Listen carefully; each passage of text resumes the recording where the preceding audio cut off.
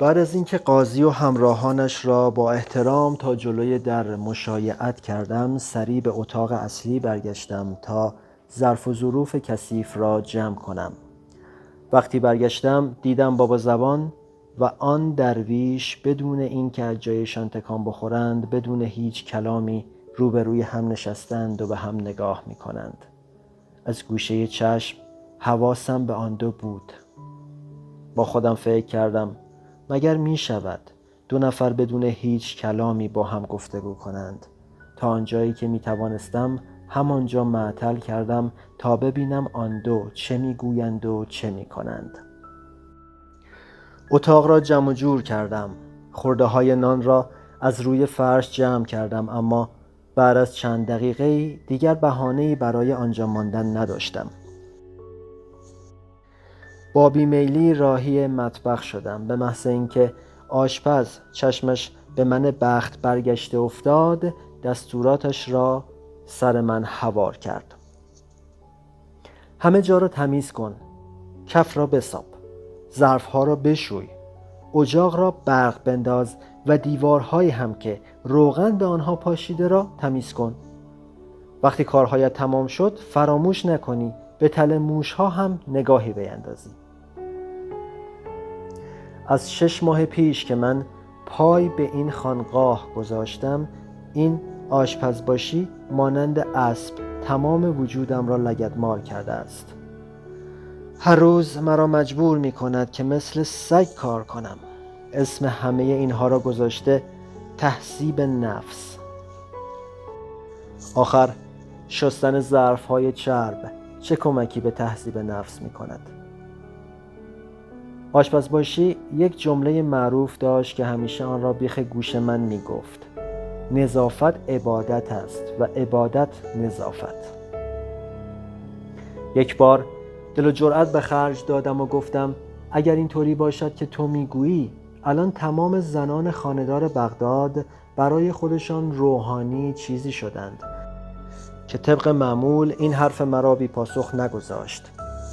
یک قاشق چوبی به طرف من پرت کرد و فریاد زد: چنین حاضر جوابی ها و زبان درازت تو را به هیچ جایی نمی رساند پسر جان.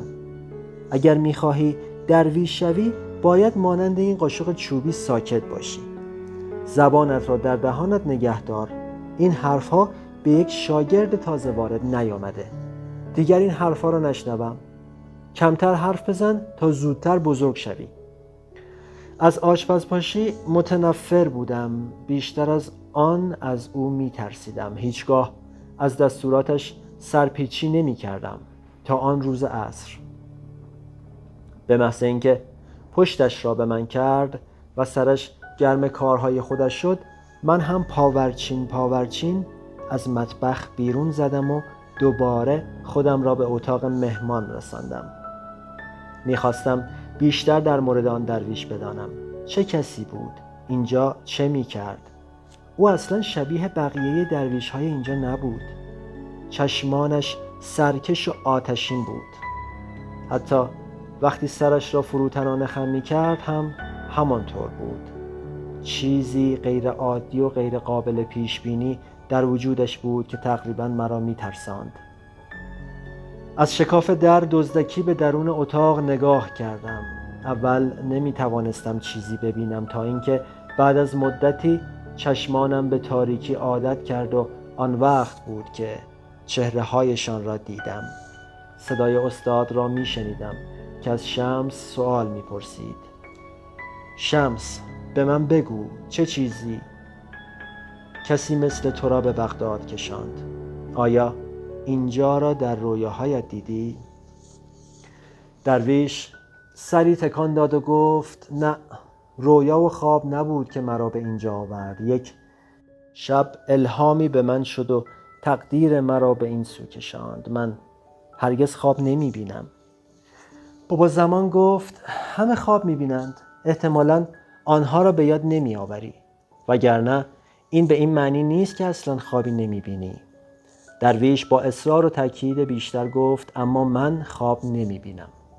این معامله‌ای بود که من با خدا کردم. میدانید وقتی پسر بچه‌ای بودم فرشته ها را می دیدم. اسرار آفرینش بدون پرده در برابر چشمانم ظاهر می شدند. وقتی اینها را به پدر و مادرم گفتم اصلاً خوششان نیامد و گفتند که باید دست از خیال پردازی بردارم. وقتی به دوستانم گفتم آنها هم مرا خیال باف نامیدند. سعی کردم در موردش با معلم‌هایم صحبت کنم که پاسخ آنها هم هیچ فرقی با بقیه نداشت.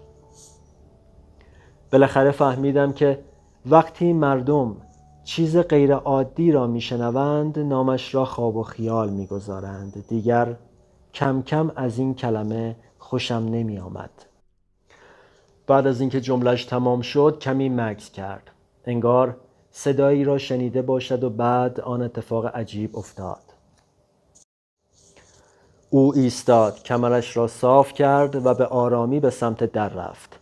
درست جایی که من پشت آن پنهان شده بودم. انگار فهمیده بود که من دزدکی حرفهایشان را گوش میکنم. انگار که اصلاً پشت در چوبی را میدید. قلبم دیوانه‌وار در سینه میکوبید. میخواستم به طرف مطبخ بدوم اما نمیدانستم چطوری. دست و پاهایم، تمام تن و بدنم یخ زده بود. از پشت در چشمان شمس تبریزی را میدیدم که روی من قفل شده بود و مرا نگاه میکرد. به شدت ترسیده بودم. ترسی که تا آن روز اصلاً تجربه نکرده بودم. او به پشت در رسید و دستگیره در را گرفت، اما زمانی که میخواست در را باز کند و مچ مرا بگیرد ایستاد. از آن شکاف دیگر نمیتوانستم چهرهش را ببینم و نمیدانم که چه شد نظرش عوض شد. برای مدتی هر دو همانطور ماندیم تا اینکه پشتش را به در کرد و به طرف مرشد برگشت و ادامه داستانش را تعریف کرد. وقتی بزرگتر شدم از خداوند خواستم تا قدرت رویا دیدن را از من بگیرد. برای همین هر وقت خدا را می دیدم مطمئن می شدم که دیگر خواب نمی بینم. خداوند دعایم را مستجاب کرد. تمام خوابها و رویاها را از من گرفت. به همین دلیل است که من دیگر سالهاست خوابی ندیدم. شمس روبروی پنجره باز آن طرف اتاق ایستاد. بیرون نسیم خنکی می‌وزید. چند لحظه به حیاط نگاهی کرد و ادامه داد: خداوند قدرت خواب دیدن را از من گرفت، اما در عوض نعمت تعبیر خوابهای دیگران را به من بخشید. حالا من یک خوابگزارم. انتظار داشتم بابا زمان این حرفها را باور نکند و شروع به سرزنش کردن او بکند. درست مثل کاری که تمام مدت سر من میکرد، اما در عوض استاد سری تکان داد و گفت: به نظر میرسد که انسانی غیر عادی باشی. چه کاری میتوانم برایت بکنم؟ راستش خودم هم نمیدانم. امیدوارم شما بتوانید این را به من بگویید. مرشد کمی فکر کرد و با دودلی گفت: منظورت چیست؟ تقریباً 40 سال است که من درویشی سرگردانم. دیگر طبیعت با گوشت و پوست من عجین شده. اما زندگی میان مردم برایم غریب است. اگر لازم باشد می توانم مانند یک حیوان وحشی بجنگم، اما نمی توانم به کسی صدمه بزنم. نام ستارگان آسمان را می دانم. تک تک درختان جنگل را می شناسم. می توانم ذات تمام آدمیان را مانند یک کتاب بخوانم. شمس مکسی کرد، منتظر ماند تا استاد چراغ نفتی را روشن کند. بعد ادامه داد: یکی از قواعد می گوید تو می توانی خداوند را در تمام خلایق عالم هستی ببینی. خداوند در مسجد و کنیسه و کلیسا نیست.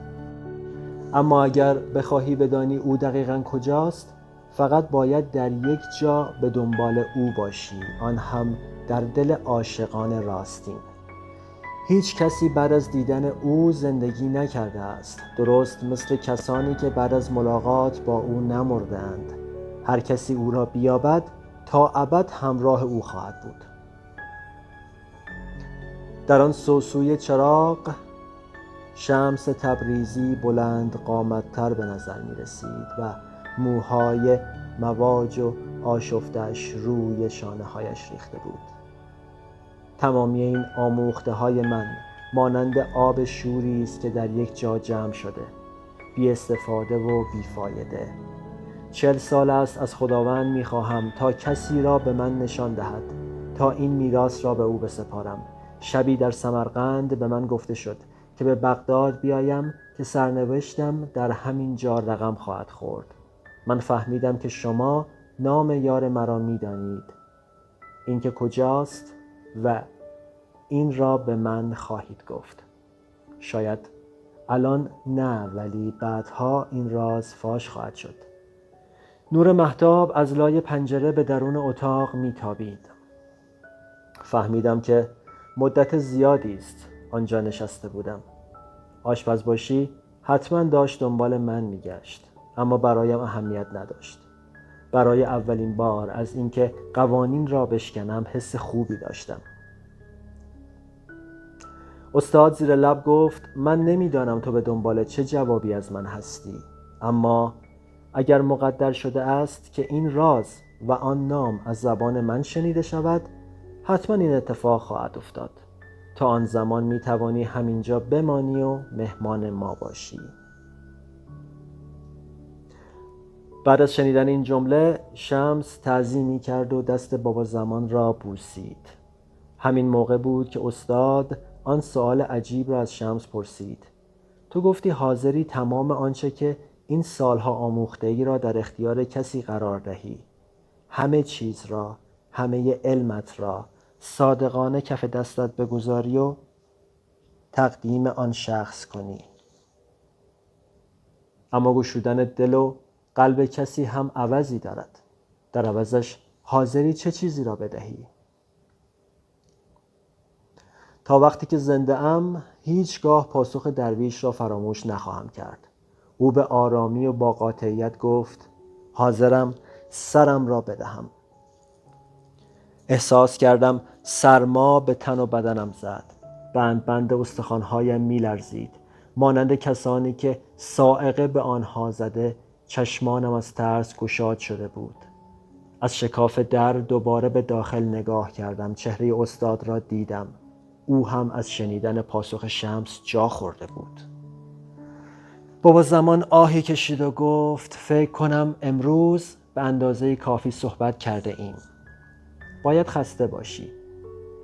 اجازه بده تا شاگرد جوان را صدا کنم تا برایت رخت خوابی مهیا کرده و لیوان شیری گرم برایت بیاورد. شمس به سوی در چرخید. احساس کردم که دوباره مرا دید. از نگاهش تا مغز استخوانم سوخت. بیشتر از آن حس کردم که او نه تنها که پشت در و مرا می‌بیند، بلکه درون من را هم می‌بیند. تمام روح مرا وارسی می‌کند. تمام اسرار پنهانی که در وجودم دفن شده است را زیر رو می‌کند. شاید از جادوی سیاه استفاده می‌کند. شاید هم توسط هاروت و ماروت، دو فرشته‌ای که خداوند در قرآن نام آنها را برده، تربیت شده است یا نه. شاید قدرت ماورای طبیعه دارد و میتواند پشت در و دیوارها را ببیند. هرچه بود مرا سخت میترساند. درویش صدایش را کمی بالا برد و گفت نه نیازی نیست که او را صدا کنید. من حس میکنم که او همین نزدیکی هاست و صدای ما را میشنود. اینقدر بلند نفس میزدم که فکر میکردم مرده های توی قبر هم الان از آن صدا از خواب بیدار میشوند. از ترس از جایم پریدم و دوان به سمت باغ رفتم. در آن تاریکی دنبال پناهگاهی میگشتم تا در آن مخفی شوم. اما چیز دیگری در آن سوی باغ انتظارم را میکشید. پس تو اینجایی پسر نادان. آشپزباشی جارو به دست فریاد میزد و به سمت من میآمد. تو مثل اینکه سرت برای دردسر درد میکند نه؟ جارویش را بلند کرد تا تنم را مورد عنایت قرار دهد که جا خالی دادم. میایی اینجا یا قلم پایت را خورد کنم؟ از دستش فرار کردم. او هم دنبال من می‌دوید و همچنان فریاد می‌زد و به من بد و بیراه می‌گفت. اما نمی‌توانستم بایستم. مانند تیری که از چله کمان رها شده از در باغ بیرون زدم. همانطور که می‌دویدم و چهره شمس تبریزی جلوی چشمانم سوسو می‌زد. انقدر دویدم که به جاده اصلی رسیدم. دست خودم نبود، نمی‌توانستم دست از دویدن بردارم. قلبم در سینه می‌کوبید. گلویم خشک شده بود. نمیدانم تا کی، اما آنقدر دویدم تا اینکه زانوهایم دیگر یاریم نکردند و از حرکت ایستادم.